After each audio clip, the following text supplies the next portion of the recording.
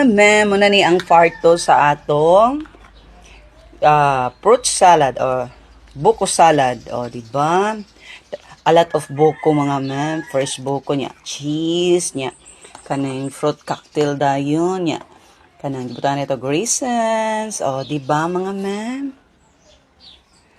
So, actually, mga ma'am, amo na ipakaon sa mga pari, mga ma'am. Kaya, may event karon sa simbahan, sa dakong simbahan. So, every chapel mag-donate og any food, o diba? So, sa ako, kami duha nag-share ni Telma Filonio, kami duha aning kuan, buko salad. So, kami ang nag-partner ani mga ma'am. So, ang uban sad nako nga sister in Christ, napod sila gipang kuan, prepare nya dalhon sa magsaysay.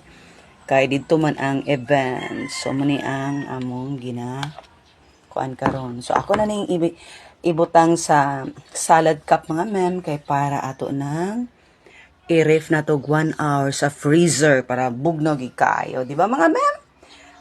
Okay, babu kay maghimo sa og ako sa ning ikuan sa cup salad mga ma'am.